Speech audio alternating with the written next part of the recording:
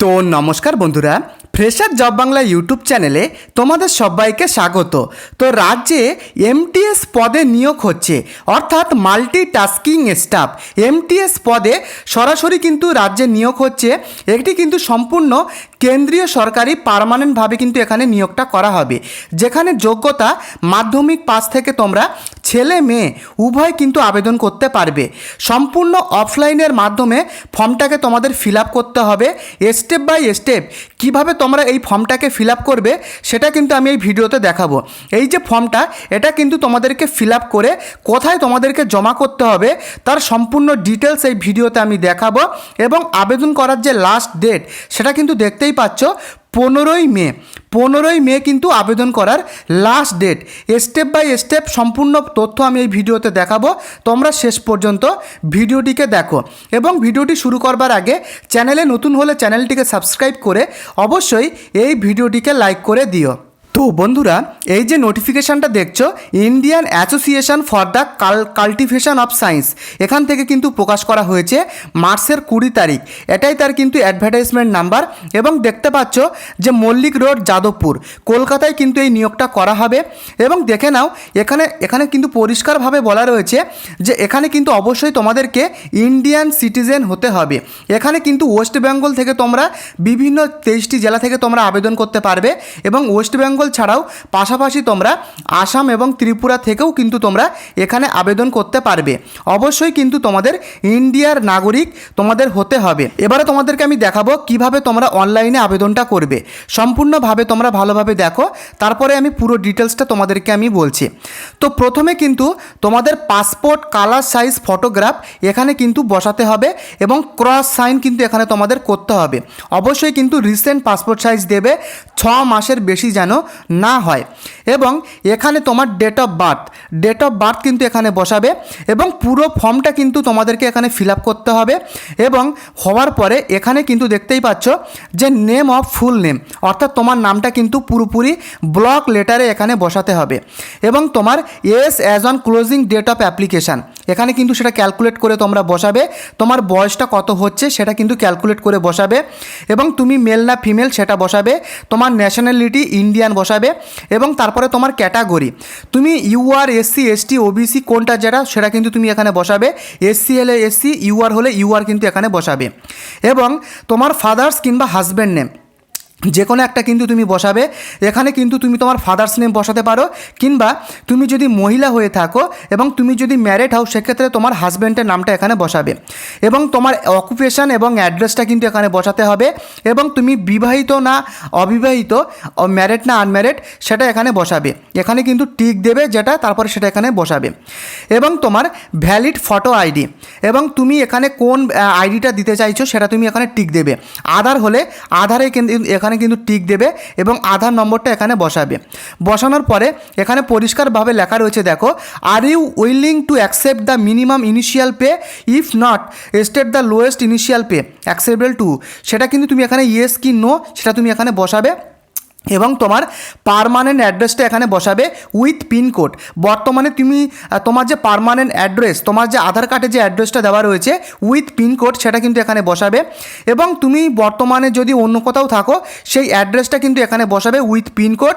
যদি তোমাদের পার্মানেন্ট এবং যে বর্তমানে যেখানে থাকছো যদি দুটো সেম হয় সেক্ষেত্রে কিন্তু এখানে ডু লিখে দেবে, জাস্ট। বুঝতে পেরেছো? এবং তুমি তোমার মোবাইল নাম্বারটা এখানে বসাবে। তুমি যে বর্তমানে মোবাইল নাম্বারটা ইউজ করছো সেই মোবাইল নাম্বার এবং তোমার ভ্যালিড ইমেল আইডি যেটা তুমি অ্যাক্সেস করছো সেটা কিন্তু সঠিকভাবে এখানে বসাবে। কারণ ভুল হলে কিন্তু পুরো ফর্মটা তোমাদের রিজেক্ট হবে।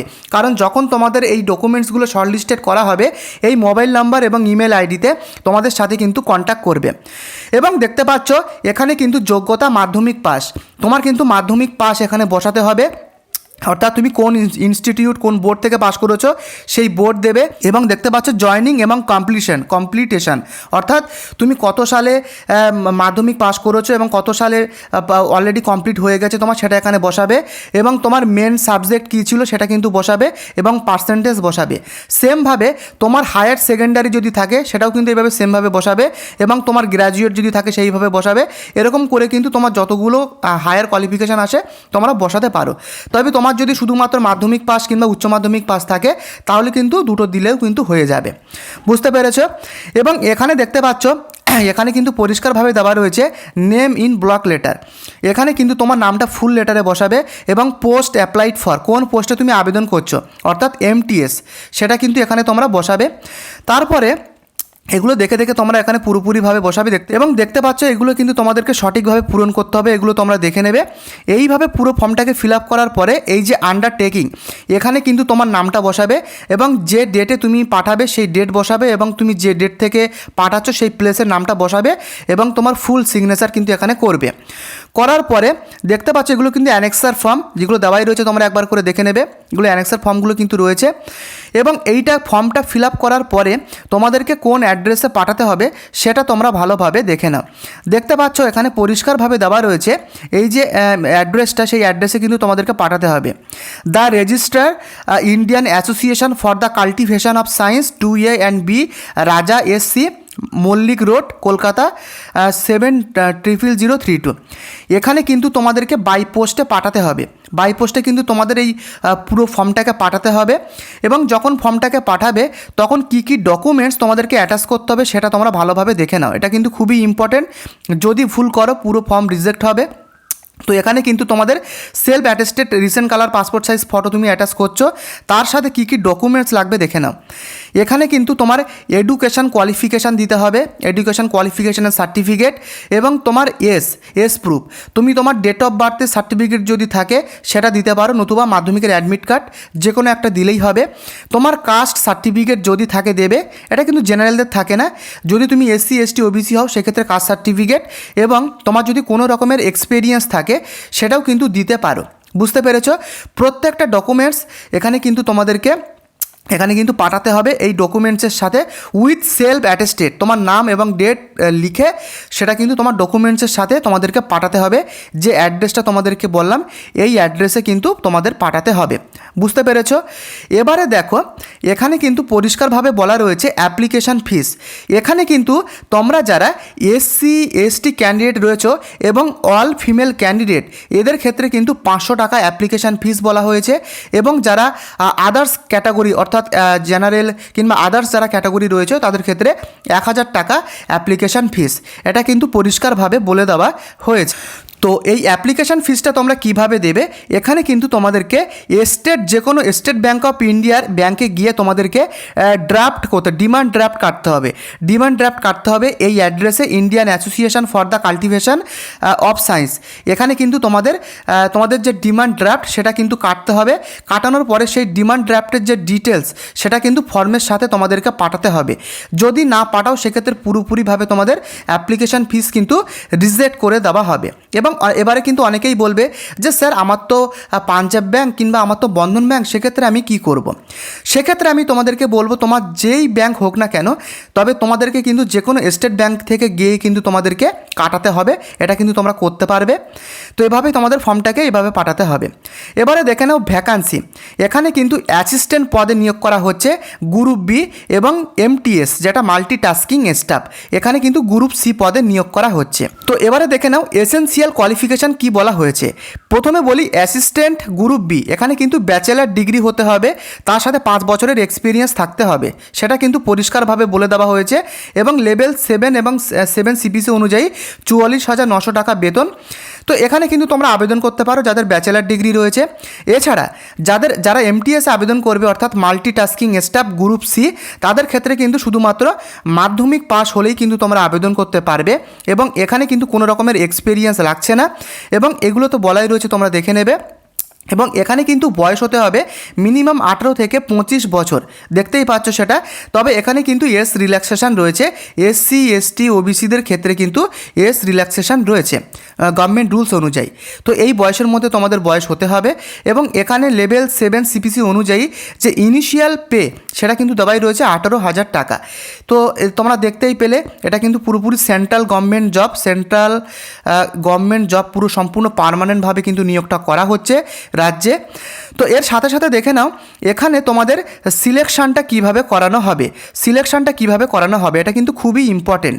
তো দেখতে পাচ্ছ প্রথমে রয়েছে ফর দ্য পোস্ট অ্যাসিস্ট্যান্ট, এটা তোমরা দেখে নেবে, এটা আমি আর বলছি না। তবে তোমরা যারা এমটিএস পদে মাধ্যমিক পাশে আবেদন করবে এক্ষেত্রে কিন্তু ফার্স্টে তোমাদের কম্পিউটার বেসড টেস্ট কিন্তু দিতে হবে, অর্থাৎ সিবিটি, কম্পিউটার বেসড টেস্ট দিতে হবে। এটা কিন্তু হবে মাধ্যমিক লেভেলের সিবিটি টেস্ট হবে, 15 মার্কের কিন্তু হবে, অর্থাৎ নিউমেরিক্যাল এবিলিটি থাকবে এই কম্পিউটার টেস্টে, বুঝতে পেরেছ। এছাড়া থাকবে রিজনিংয়ে থাকবে 10 মার্ক, এবং জেনারেল অ্যাওয়ারনেস থেকে আসবে 10 মার্ক, এবং ইংলিশ ল্যাঙ্গুয়েজ থেকে আসবে 50 মার্ক, বুঝতে পেরেছ। টোটাল কিন্তু 100 মার্কের এখানে কিন্তু টোটাল যে পরীক্ষা সেটা কিন্তু হবে।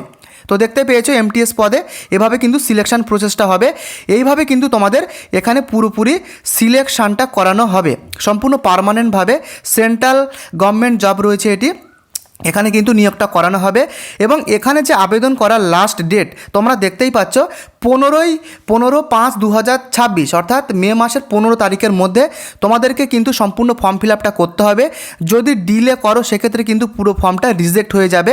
তো যেভাবে তোমাদের ফর্ম ফিল আপটা দেখালাম সঠিকভাবে নিখুঁতভাবে কিন্তু তোমরা ফর্ম ফিল আপ করে ওই অ্যাড্রেসে জমা করবে, যে অ্যাড্রেস তোমাদেরকে আমি দেখিয়েছি।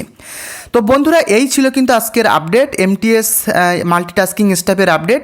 যদি তোমাদের ভিডিওটি ভালো লাগে অবশ্যই ভিডিওটিকে লাইক করে দিও, এবং চ্যানেলে যদি তুমি নতুন হয়ে থাকো চ্যানেলটিকে সাবস্ক্রাইব করে অবশ্যই ভিডিওটিকে লাইক করে দিও। এবং তুমি কোথা থেকে ভিডিওটি দেখছো, তোমার লোকেশান, তোমার জেলার নাম অবশ্যই কমেন্ট করে লিখে জানিও। যখনই তোমার লোকেশান, তোমার জেলায় এরকম গভর্নমেন্টের চাকরি আসবে আমি কিন্তু সবার আগে আপডেট দিয়ে দেব।